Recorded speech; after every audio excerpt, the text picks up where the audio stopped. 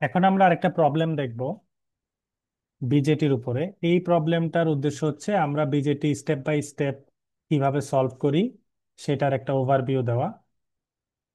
তো দেখো এখানে একটা সার্কিট দেওয়া আছে যেটা হচ্ছে 6.22 এ, অর্থাৎ এই সার্কিটটা, এবং এটাকে রিড্র করে আমরা এইভাবে আঁকতে পারি।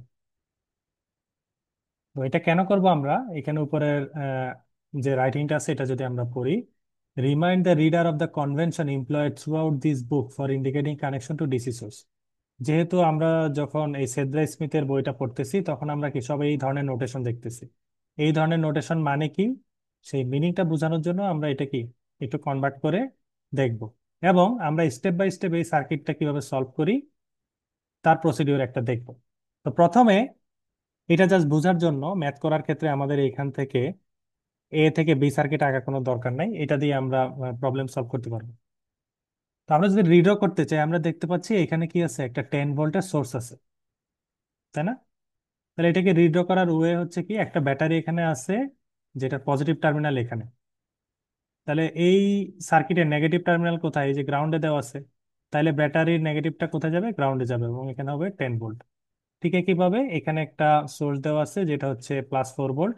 তাহলে এটাকে ড্র করতে হলে কিভাবে করতে হবে, ব্যাটারির পজিটিভ টার্মিনালটা +4 ভোল্টের সাথে দিয়ে এখানে 4 ভোল্ট কানেক্ট করতে হবে। অর্থাৎ আমরা সার্কিটের যে আমাদের নলেজ, সার্কিটের যে থিওরি সেটা অনুযায়ী আমরা যদি সার্কিটটা আঁকি, তাহলে শর্ট নোটেশনে সার্কিটটা কিভাবে আঁকা যায়, এখন যেভাবে আছে সেভাবে। আর যদি আমরা আগের মতো করে দেখতে চাই কনভেনশন অনুযায়ী, তাহলে সার্কিটটা আঁকতে হবে এইভাবে, সোর্স সোর্স দেখাই আর কি। তো আমরা শর্টকাটে করার জন্য আমরা শর্ট হ্যান্ড নোটেশনটা ইউজ করি সার্কিট ড্রয়ের জন্য। তখন এই ম্যাথটা আমি সলভ করব। সলভ করে কি করব, আইসি কত, আইবি কত, ভি কত, ভিসি কত, আই কত, এই টার্মগুলো আমরা বের করব। এর জন্য আমাদেরকে কি দেওয়া আছে, আমাদেরকে এখানে বেশ কিছু টার্ম দেওয়া আছে। একটা তো আমরা দেখতে পাচ্ছি সাপ্লাই ভোল্টেজ কত, ভিসিসি, ভিভিবি, আরসি কত, আরই কত। ঠিক আছে, এই টার্মগুলো আমাদেরকে দেওয়া আছে। তো ট্রানজিস্টরের ম্যাথ সলভ করার কিছু স্টেপ আছে, সেই স্টেপগুলো যদি আমরা দেখি তাহলে ম্যাথটা অনেক সহজ হয়ে যাবে। তো এখানে এটা সলভ করার জন্য আমরা কি করতে পারি, প্রথমে আমরা আহ, জানি যে একটা ট্রানজিস্টরের বেস টু ইমিটারে কত ভোল্টেজ থাকে, 0.6 or 0.7 এরকম। 0.7 ভোল্ট। তাহলে প্রথমে আমরা এইখানের কারেন্টটা বের করব যে ইমিটারের ভোল্টেজটা কত। ইমিটারে কত ভোল্টেজ আছে দেখো তো, 4 থেকে 0.7 যদি ও ড্রপ করে তাহলে ইমিটারে আছে কত, 3.3 ভোল্ট। এটা আমরা বের করলাম। তো এই ভোল্টেজের আমি নাম দিয়ে দিলাম, 1 নম্বরে আমি কি বের করব এখান থেকে, VE। ইমিটারে ভোল্টেজ যখন জেনে গেলাম আমি, ঠিক আছে, এবং ইমিটারের রেজিস্ট্যান্সটা আমি জানি, তাহলে আমি কি করতে পারবো, এই ভোল্টেজকে এই রেজিস্ট্যান্স দিয়ে ভাগ দিলে আমি ইমিটারের কারেন্ট পেয়ে যাব। ঠিক আছে, ইমিটারের কারেন্ট আমি পেয়ে গেলাম। আচ্ছা, ইমিটারের কারেন্ট যদি আমি পাই, ইমিটারের কারেন্ট পাওয়ার পরে আমরা কি করতে পারবো, আমরা কিন্তু কালেক্টরের যে কারেন্ট সেটা আমরা বের করতে পারবো। কিভাবে বের করব, আমাদের প্রশ্নে দেওয়া আছে দেখো, বিটার মান হচ্ছে 100। এই যে প্রশ্নে বলা আছে beta is specified to be 100, তার মানে বিটার মান কত দেওয়া আছে, এখানে 100 দেওয়া আছে। তা আমরা যদি আই থেকে বিটা ইউজ করে আইসি বাইর করি, আমরা তো কিছু রিলেশনাল ফর্মুলা জানি। ফর্মুলা কি, ফর্মুলা হচ্ছে বিটা সমান আইসি বাই আইবি, আলফা সমান কি, কে বলতে পারবো আলফা সমান কি, কেউ বলতে পারবা,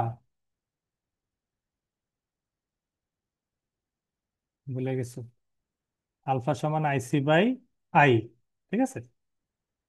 এবং এই দুইটার মধ্যে একটা রিলেশন আছে, সেই ফর্মুলাটা কে বলতে পারবা, আলফা আর বিটার মধ্যে রিলেশন কি, কেউ? আলফা সমান হচ্ছে বিটা বাই বিটা +1। তাহলে দেখো আমি বিটা জানি, তাই না? বিটাটা প্রশ্নে দেওয়া আছে কত, 100। বিটা আমি জানি, তাহলে বিটা থেকে আমি কি বের করতে পারবো, আলফা বের করতে পারবো না আগে? বিটা থেকে যদি আমি আলফা বের করতে পারি, এখন আমি আলফা জানি, আর আই জানি, এখন আমি আইসি পেয়ে যাব না? ঠিক আছে, তাহলে বিটার মান তুমি 100 ধরে আলফা বের করো। তারপরে আলফার মান তুমি দেখবে আসবে 0.99। বিটা 100 ধরলে এখানে ভ্যালু আসবে 100/101। তো 100-কে 101 দ্বারা ভাগ করলে 0.99 আসে আর কি। তাহলে আলফার মান 0.99। আলফার মান যদি 0.99 হয় এবং তুমি ইমিটার কারেন্ট জানো, তাহলে আইসি সমান কি হবে? Alpha I. তাহলে এই দুইটা গুণ করলে তুমি কি পেয়ে যাবে? এখান থেকে তুমি আইসি কারেন্ট যেটা, সেই কারেন্টটা পেয়ে যাবে। তাহলে আই থেকে আইসি বের করার ফর্মুলাটা কি?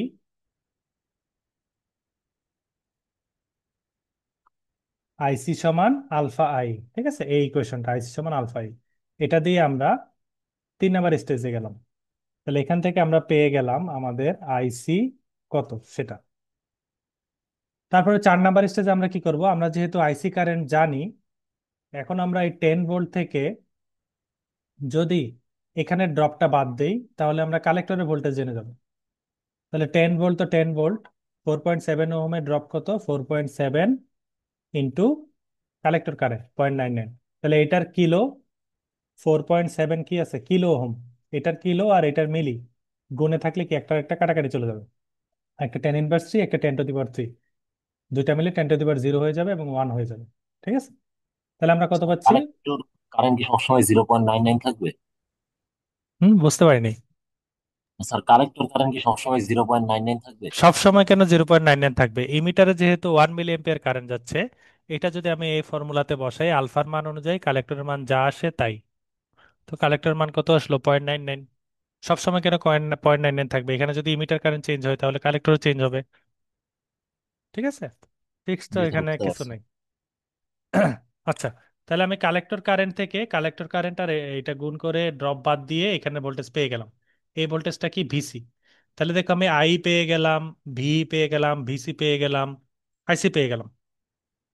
এখন আমি যেহেতু আইসি জানি, আলফা বিটা দুইটাই জানি, 5 নাম্বারে আমি কি করতে পারি? আমি লিখতে পারি যে IB is equal to IC by beta. এটা দিয়ে আমি আইবি বের করতে পারি। এখানে কিন্তু ওরা আইবি কারেন্ট বের করছে 0.01।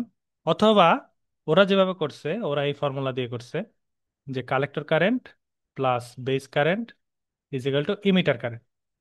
তাই না? কালেক্টরে যে কারেন্ট আসতেছে, বেস আসতেছে, দুইটা মিলেই তো ইমিটার যাচ্ছে। ডিরেকশন গুলো দেখলেই তো বোঝা যায়। আচ্ছা, এই ফর্মুলা দিয়ে আমরা কি করতে পারি? এই ইকুয়েশনটা এখানে তৈরি করতে পারি কিভাবে? বেস কারেন্ট সমান কি? Emitter current minus collector current. তাহলে ইমিটারের কারেন্ট কত? যে 1 মিলি এম্পিয়ার। কালেক্টরের কত? 0.99। তাহলে একটা থেকে একটা বিয়োগ দিলে আমরা কি পেয়ে যাচ্ছি? বেস কারেন্ট কত সেটা আমরা পেয়ে যাচ্ছি। তাহলে এভাবে আমরা কি করতে পারি? ট্রানজিস্টরের সবগুলা পজিশনে কত কত ভোল্টেজ, কত কারেন্ট, তা বের করে নিতে পারি। তাহলে এটা হচ্ছে একটা ওয়ে আর কি, যে আমরা ট্রানজিস্টরে ম্যাথ করা আসলে তেমন একটা টাফ না, স্টেপ বাই স্টেপ ফলো করলে মোটামুটি একটা ইজি প্রসিডিওরে আমরা শেষ করে দিতে পারি।